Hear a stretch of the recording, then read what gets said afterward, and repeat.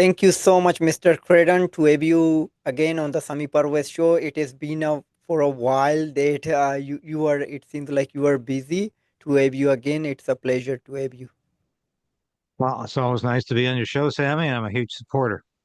Thank you, and thank you so much for this late evening. Like in a short notice, you are appearing on the Sami Parvez show. Sir, it is always an honor and privilege the support you are giving to me.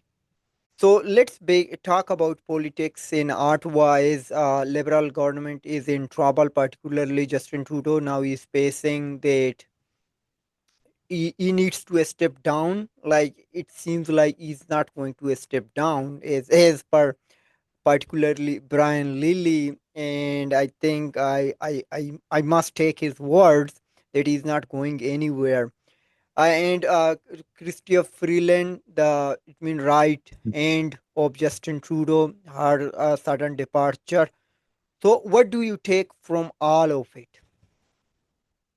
Well, I'm hearing today that Justin Trudeau is going to be proroguing Parliament tomorrow. Now, I've been saying for months that Trudeau won't prorogue. He wants to head into an election because he believes he can win it. Hmm.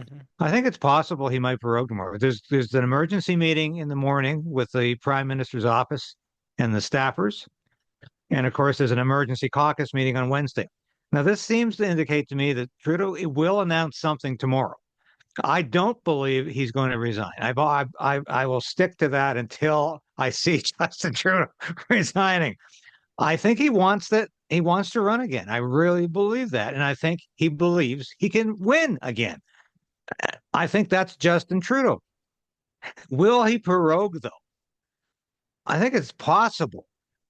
And in fact, I hope the Governor General says no. I think that's very unlikely. But if he prorogues, it's going to create a crisis environment, not just in Ottawa, but the whole country. Because proroguing usually is 2 to 3 months in duration, or can be 2 to 3 months in duration. During that time, what's going to happen? If Justin Trudeau doesn't resign, what he's going to go back to Whistler and ski for the next 3 months or go to Jamaica? I don't know. If he does resign, we're looking at a Liberal leadership campaign that will go on for probably 2 months. And the scenario gets worse. So we have a 2 month Liberal leadership campaign. We have a new Liberal leader. We have a throne speech. We have a potentially a new budget. Then the government collapses and we have finally new elections. That could take up to 6 months. We don't have 6 months. We're facing 25% tariffs from the United States as of January 20th, when Donald Trump is inaugurated. He's not satisfied with what Justin Trudeau's done. It's quite clear he's not satisfied. He has been sending Justin Trudeau a lot of messages in the last 4 weeks, but they've all been messages about you'd make a fine governor of the 51st state. There has been not a single indication from Donald Trump that he's taking Trudeau seriously as prime minister, or he's taking Canada seriously about border security. So I think we have a lot to be concerned about. But the Liberal Party is not very concerned.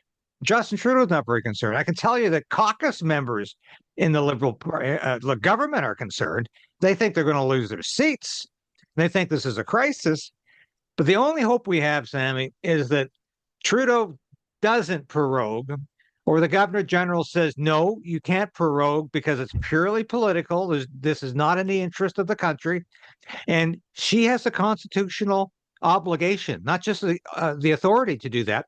She has the constitutional obligation to turn down the prime minister proroguing if it's not in the best interest of the nation, because she is the head of state.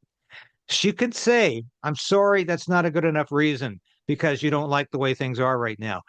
You're looking for a couple of months to recover. You think the polls are going to look better in March than they do in January. That's not a good enough reason, Mr. Prime Minister. You'll have to do better than that. I'm saying no. If he can't prorogue, we will have a non-confidence vote on January 27th to 30th, somewhere in that small time period. Yep. I believe the NDP will support the Conservatives this time Wow. only because Jagmeet Singh will get his pension. There's enough time in the election campaign So even Hmm. if Jagmeet is defeated in his Vancouver riding in the next election, he still gets his pension because the magic date is March 7th. And I can't see an election occurring before March 7th. There's always at least 4 weeks campaign time. The last election, well, the 2015 election, if you recall, when Justin Trudeau became prime minister for the first time, went on for 8 weeks. So Yep. it's highly unlikely, I think, at this point, the NDP are going to not vote with the Conservatives and non-confidence. So that is my hope and prayer right now that we have we have an election sooner rather than later, real quick, Mhm. and that Justin Trudeau runs in that election, so he gets the shellacking he deserves. That he doesn't just have a chance to retire and say, "I've left the country in these wonderful hands. I'm handing this over to the next leader of the Liberal Party, the new Prime Minister, and I retire undefeated." I don't want that scenario to happen. So I'm hoping we actually get the non-confidence vote and the government falls in late January, early February. Yep. Yeah. So, but if we prorogue the parliament and won't resign, so what would be the purpose of proroguing? The only purpose of proroguing would be he hopes he can improve his poll numbers in a couple of months and 3 months. Because you have to bear in mind it's a gamble because Canadians might be so furious with him doing this that it could even get worse for Justin Trudeau and the Liberal Party. My concern, to tell you the truth, Mhm. is that this is going to cause civil disobedience, unrest in the streets, massive protests if he prorogues, knowing full well that 75% of the population wants him gone. His own caucus wants him gone. It's up to 75% of his own caucus now wants him Mhm. gone. If he totally ignores and dismisses the will of the people and his Yep. own MPs, he's risking a huge pushback from the public. And I dare say that could be very serious. And we could be looking at a lot of uncomfortable, difficult situations occurring because Canadians are just fed up and sick and tired of Justin Trudeau. This is a huge gamble. And you have to remember government bills will die, not private members' bills, by the way. I pointed this out last week. Yep. Nobody's actually read the parliamentary manual on this. They think all legislation dies with proroguing. All government legislation dies, not private members' bills. So there's some bad private members' bills that will survive. But the worst government members' bills, like C-63, the Online Harms Act, will die. So Trudeau will be essentially having to sacrifice his censorship bill if he wants to prorogue. And if he doesn't resign, what's the point of proroguing? Just the egotistic dream that he's going to somehow have a miraculous recovery in the polls. Mhm. And I've never seen that happen for any political leader anywhere in the world. Mhm. Yeah, and also like he's looking to lead a G7 nation, like it will happen in Canada in Yeah. June. So he Yes. wants to lead, like that one. So he just wants to stick here. I know, like you have been saying this one. We had some conversation last time. You also mentioned that just Justin Trudeau want to be here. Uh, so so it means tomorrow the gut feeling you are saying, like many other journalists also saying, some are like you, Brian Lilly, maybe some other could be, who are saying Trudeau is not going anywhere. So if Trudeau won't resign tomorrow, or if he does not prorogue the parliament, so will there be any revolt within the Liberal caucus? Maybe sit as an independent MP or cross the floor or vote with non-confidence with conservative. Is there any scenario you think like it could happen, or you are hearing something like that? I think it's possible that there might be a caucus revolt and that up to 50 or 60 Liberal MPs could vote with the opposition Conservatives. I think that's highly possible because these people are taking political stock of their careers and they're saying, we cannot win with Justin Trudeau. So what's the point of propping this government up anymore if Justin Trudeau is is taking us all down with the ship. And as I've said before on this show and on my own, there's no mechanism anymore in the Liberal Party to Mm. get rid of a leader. And Yep. there's no mechanism in the Liberal caucus to get rid of a leader. There is in the Conservative Party. If the Conservative MPs woke up tomorrow and said, we don't like Pierre Poilievre anymore, a majority of them could vote to get rid of him and Yep. have a new leadership review. Of course, that's not going to happen. But when Justin Trudeau became leader, they changed the rules in the Liberal Party, in the Liberal caucus, so that the MPs cannot get rid of a leader. There's nothing these people can do. And I keep telling people that they get, well, the caucus will get rid of him. They can't get rid of him. Mhm. All they can do is to vote with the opposition. Now, that's a risky thing to do. And it's not done very often. You have to go in the Commonwealth history, you have to go back to 1940 when the Conservatives voted against their own leader, Neville Chamberlain, to get him out of power because they were convinced he was going to lose the Second World War for Great Britain. And that's how Winston Churchill became prime minister, because there was a caucus revolt in the Mhm. Conservative Party. And they decided to get rid of their leader and to put Winston Churchill in his place. But the Liberal Party can't do that right now. And Justin Trudeau can sit there for as long as he wants and just ignore the polls, just continue to run away from reporters. So, which makes me think, if he's got anything to say tomorrow, it's not going to be I've decided to resign. It could be I've decided to prorogue because I just need time alone. And that could be it. But you have Yeah. to. I don't know what's gone through his mind. But you mentioned one thing that I've forgotten. I'd said last week as well.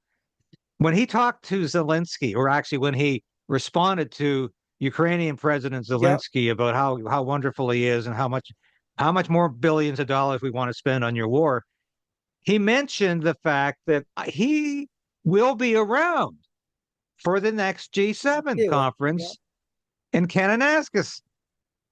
And when I read that, I said, "Hey, did anybody notice this? This he's in the middle of this Christmas break where he's supposed to be sitting there thinking fervently about his future. And he comes out on X to say that I'm going to be there next summer because Canada is the president of the G7 and I'm going to be leading the country." So I said, well, obviously he has no intention of resigning. If he's writing that into late December, how can he possibly have any intention of resigning? Yep. So I will be flabbergasted and shocked if tomorrow we learn that he's got something to say tomorrow. Something is going to be said in the next 3 days. Mhm.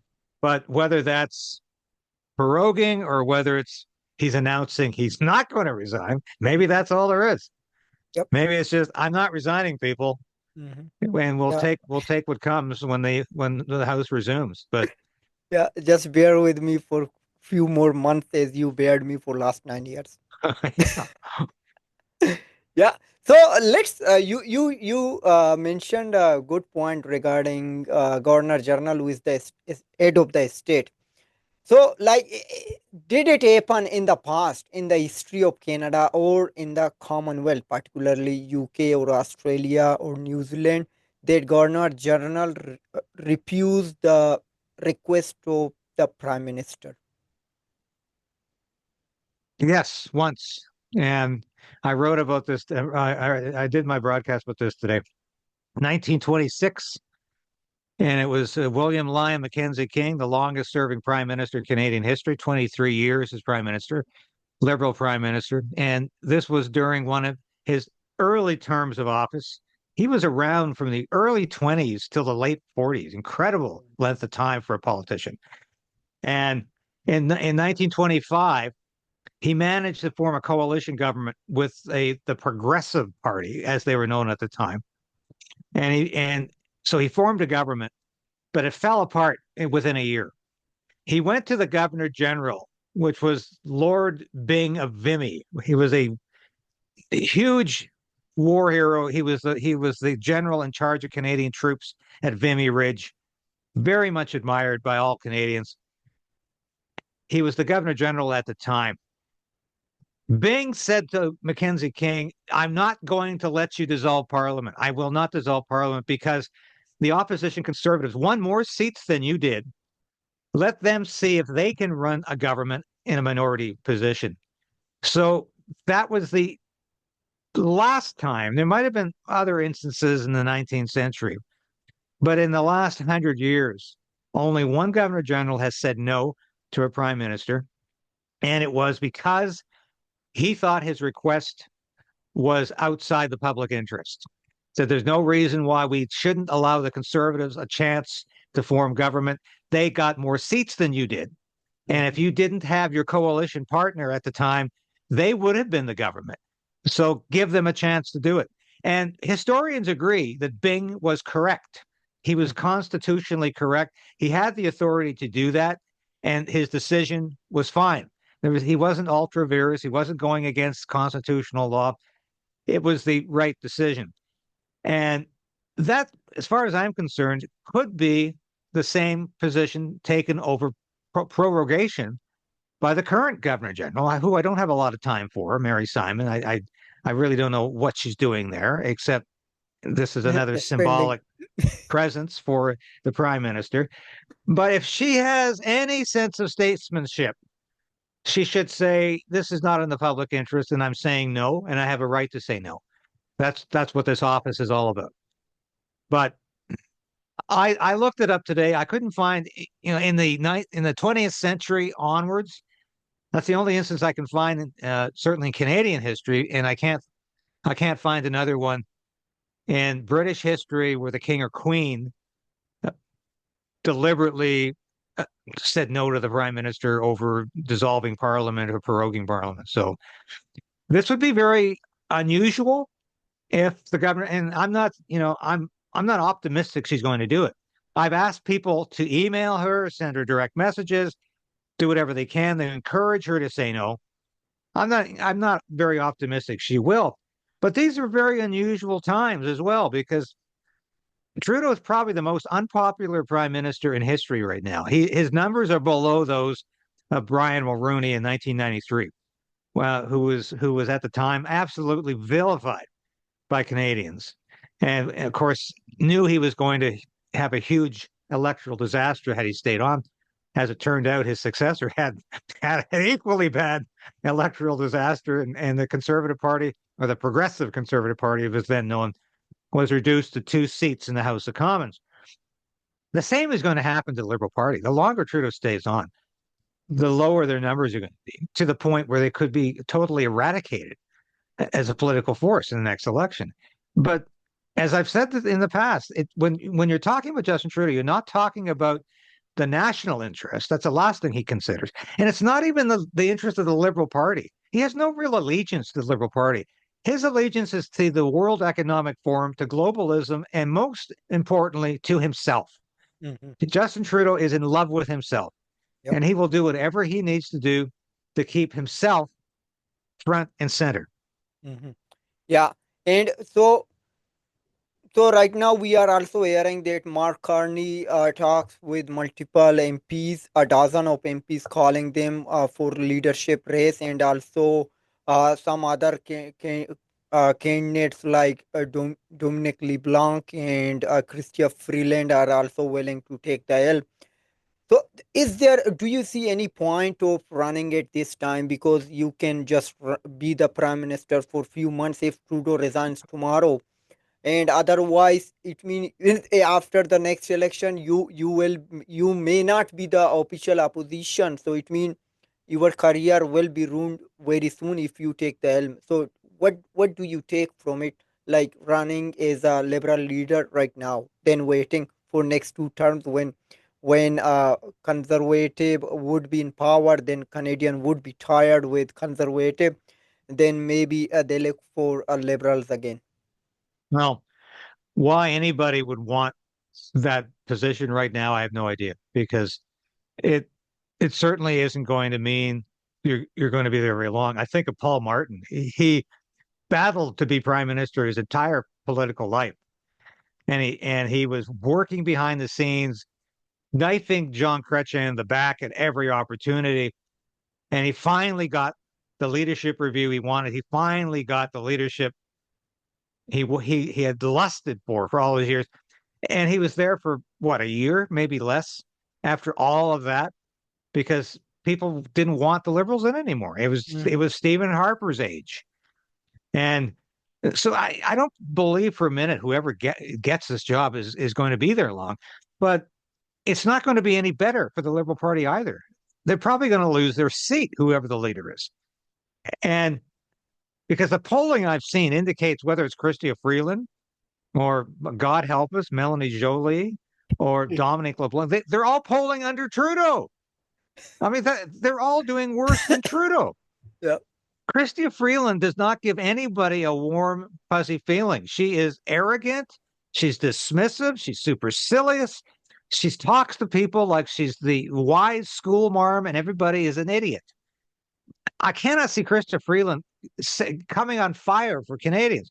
I cannot see Melanie Jolie. She's an attractive woman, but she certainly has no stature as a world leader. She's out of her depth right now in the foreign affairs portfolio. And Dominic LeBlanc, I'm sorry, the train has gone by for Dominic LeBlanc years ago. He's basically just the caretaker there right now. And he's there because he's Trudeau's best friend from the boyhood years. And I don't see any glowing future for Dominic LeBlanc. And once again, outside of Quebec, he has no support at all. And that's the same with any other Liberal leader or cabinet minister right now that you can think of. The ones that are left, so many said that, or so many have resigned and they're not running again. Mm-hmm. So Yep. no, it will be a completely, it will be an empty, it will be a tunnel with no opening at the other end for anyone who wants that job and gets it. Yep. And you also mentioned about Trump is calling Trudeau is the governor general, and also Canada is being called as the 51st state. And it seems like they are keep saying that it was a joke, but it isn't a joke. Do you think is it a joke? Well, I don't think Donald Trump seriously wants to annex Canada. Mm-hmm. I think he wants to annex Greenland. I don't know about Canada. Mm-hmm. I think what he's doing there is just showing his utter contempt for Justin Trudeau, and he knows Justin Trudeau has no legitimacy. And I think that's what it is because he is about as legitimate as a prime minister as he would be as a governor of a 51st state. That's how legitimate Donald Trump sees Justin Trudeau. Mm-hmm. And when every time he dismisses him that way, he's saying, "Get out of the way. Let's have your election. I want to deal with Pierre Poilievre." And I don't know how well those two will get along. I think there might be a little personality clash because Polyev is prickly at times, even with his friends. So I don't know if this is going to be a wonderful relationship between these two small C conservative leaders. I Mm-hmm. hope so, but very different personalities, and both of them are very type A personalities. So I Yep. don't know, but Trump would rather deal with Polyev because he knows Polyev would have a mandate from the Canadian people. He knows Polyev would be legitimate. And so that's really what he's saying with this. I don't think Trump for a minute is seriously thinking of taking Canada over in his wildest dreams. But I do think he just has nothing but contempt Mm-hmm. for Justin Trudeau. That's quite clear. Yep. Yeah, and also like in the past, like Trudeau repeatedly called, compared Pierre Pouliot as Trump or Trump slogans. Like just it seems like Trump is humiliating now Trudeau when he is in now in charge of U.S. So it means he knows like he has a greater power than Justin Trudeau. So you brought up like Pierre Pouliot like dealing with Trump, so it could be a like like knife versus knife. So we also saw like JD Wentz is a close friend with Jamil Jivani Dharam MP. So Yeah. do you think it could play a vital role as conservative as a friend is the vice president, and do you think this would play, and Where do you see Jamal Jiwani in the Conservative caucus when they form the government? Well, I think I see him in a senior portfolio, maybe not necessarily foreign affairs or global affairs, whatever they're calling it these days. I would think he's going to have a senior appointment because his relationship with the Trump administration, and specifically, as you said, with Vice President J.D. Vance, is quite significant.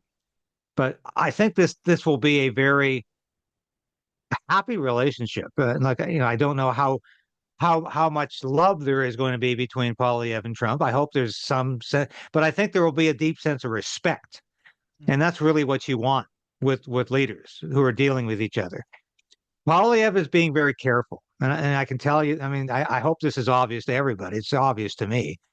I mean, I've known Polyev for 20 years. I know how the man acts.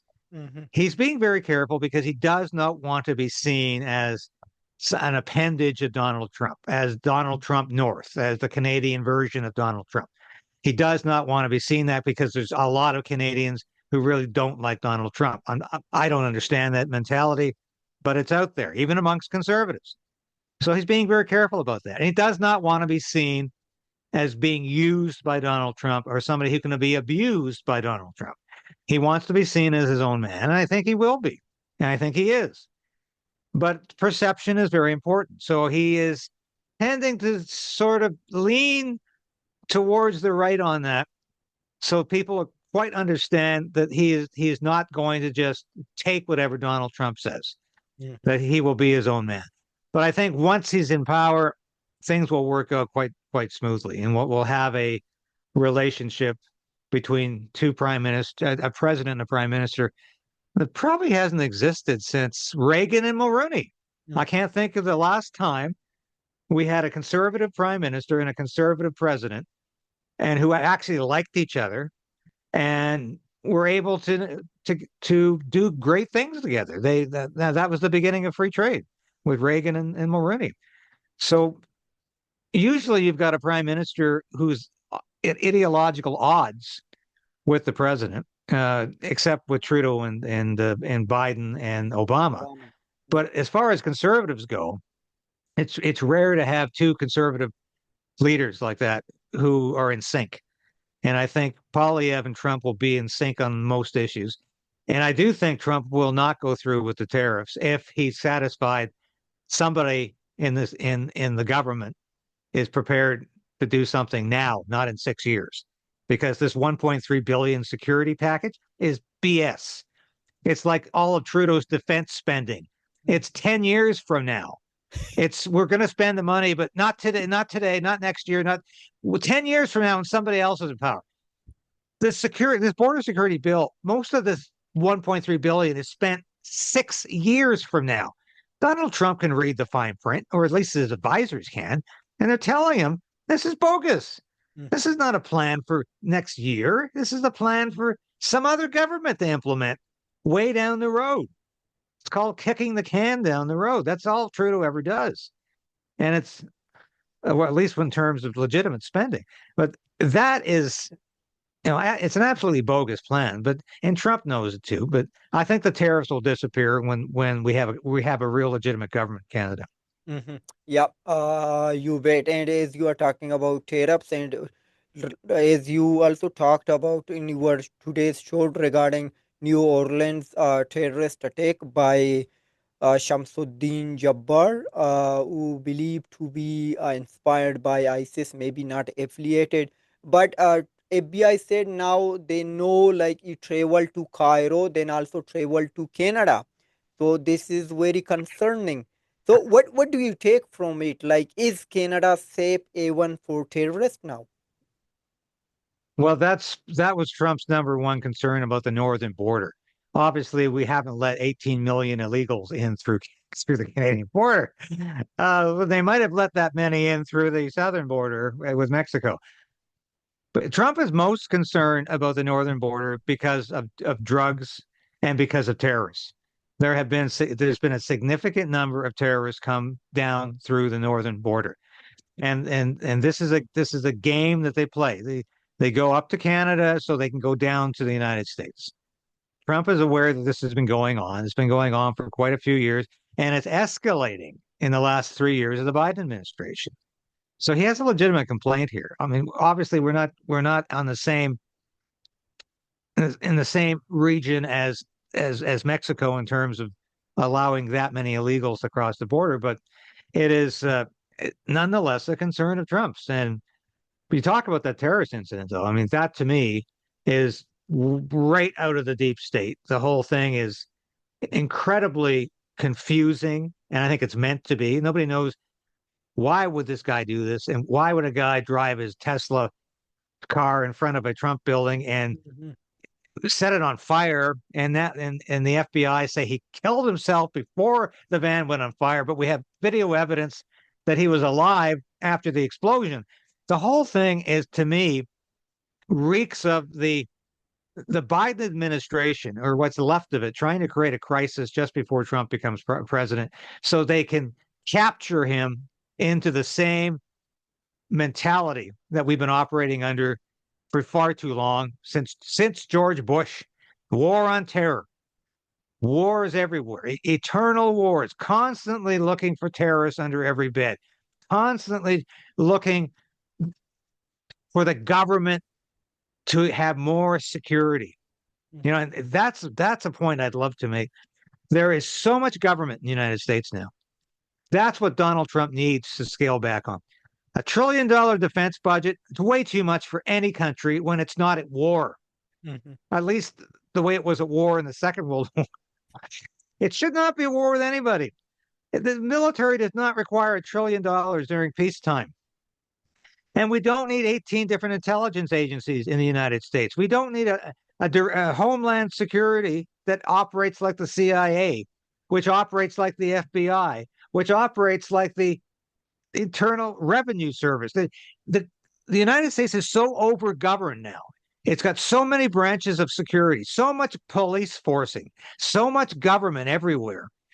We need Donald Trump to just slice through it and say, get back to a United States that was based on individuals, not government, on individual autonomy, on the private sector, not the government. What made the United States great was not that it had the biggest government in the world like it does now. That was for communist countries. What made the United States great was individuals in the private sector. And that's what I hope Donald Trump gets back to. That's what the Democrats don't want Donald Trump to have time to do. They want him to be obsessed and totally focused on security, on foreign wars, on starting another war with Iran, keeping the war in Ukraine going, keeping the war in the Middle East going. And this is what they're doing here. It's clear to me that people are scratching their head and saying, why is this all happening right now? Well, Mhm. it's because Donald Trump will be president in 15 days. Mhm.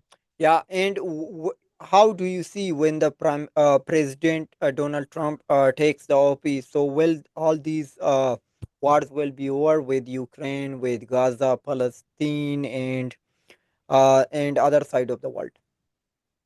I think the war in Ukraine will end pretty darn quickly when we just cut off the arms and the money. It will be it's already on the verge of ending anyway. Ukraine is cannot send any troops out. They've got no men left. They've got no women left to fight. The war needs to end now. And if it doesn't end in the next couple of weeks, I think Donald Trump will have no difficulty shutting the valve off and saying that's it, that's it, no more money, this war is over, and the United States is no longer going to fight everybody's war and Mhm. be in everybody's backyard. That's been the policy now since George Bush. Democrats and Republicans have both been extremely anxious to go to war everywhere in the world. And Donald Trump's the first president who said, no, we've got to scale this back. We've got to roll it back because not only are men and women dying needlessly, but we're spending trillions of dollars and somebody's getting rich off of this. And the only people who are making money off it are the people who sell the arms to kill people. And that's the sad fact. And I'm ex-military. I proudly defended my country, but I'll be damned if I go into a foreign war so somebody can make trillions of dollars off of human misery. Mhm. And I think that's what if Donald Trump does anything in his next 4 years, I believe it's going to be to change U.S. foreign policy from being focused on war and on imposing the United States' will on every country in the world to getting back to basics and saying we believe in America first, in prosperity at home. And we're not going to try to solve the problems of the world because every time we do, we make those problems worse. And that's so easy to identify, whether it's Iraq, whether it's Afghanistan, whether it's Syria, anywhere. The United States has tried to improve things by imposing their will. Things have gotten worse quickly. And now we're on the verge of a nuclear war in the Middle East and in Ukraine. And my God, Donald Trump can't be president fast enough. I mean, and thank you so much, sir, for your services. You served in the military, and also we owe to all men and women who are serving or who served to in uniform, and we owe to them. So, just last question. So, when Canadians wake up tomorrow morning, so what's your prediction? What they would hear? Well, I'm going to say I cannot believe Trudeau is going to just say, I'm not resigning. That will be, the biggest non-news story of the month because he's already been saying that. My gut is telling me he's going to prorogue.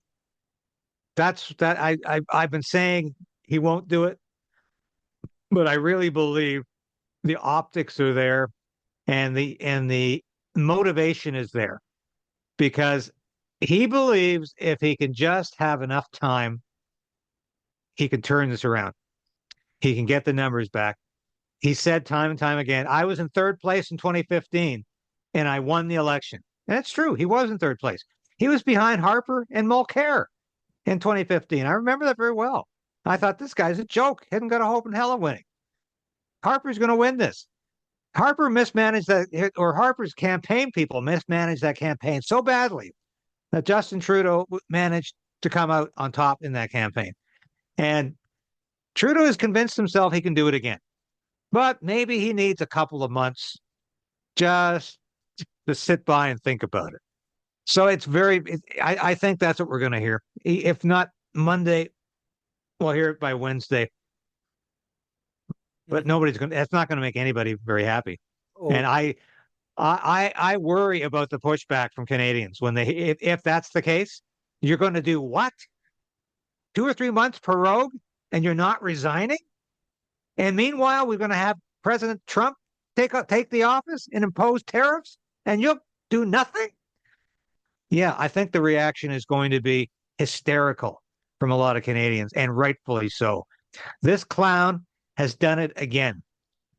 Trudeau is just never ceases to amaze me. He thinks he can get away with this nonsense, but as Polyev said recently, when you hire a bunch of clowns, you get a circus. And that's what the Trudeau government has become. Okay, yeah. Thank you. And so, just to clarify, Justin Trudeau is not going to resign tomorrow. Maybe he would prorogue the parliament. Then he would wait until G7 summit, and then he may run in the next election, right? Yeah, that's what I'm saying. I said 75% for prorogue tomorrow, and he wants to be around for the G7, and I think he wants to run again in the next election. You bet. And do you think Jagmeet Singh would vote with conservative in the next confidence vote, as you mentioned? I know, like already, Yeah, I but do. a thing like pension has been secured. I do because the arithmetic is there for his pension. He's going to get the pension now. I mean, it's pretty sick, but that's the way this guy thinks. Hmm. And not only that, I think Jugmeat is thinking, hey, I probably might have a better chance taking on Justin Trudeau in an election than I would anybody else. So I think he's being politically, if it's possible to say astute in the same sentence with Jagmeet Singh. I think he might be showing some signs of political astuteness here. Okay, thank you so much, David, for joining me on the Sami Parvez show. It is always great to have you, and hopefully looking forward to having you again very soon. If something comes up, if not, maybe we do our weekly or bi-weekly again. Well, we'll try to get back to a weekly routine here, Sammy, and it's a pleasure to come on the show and just talk politics with you. Thank you very much.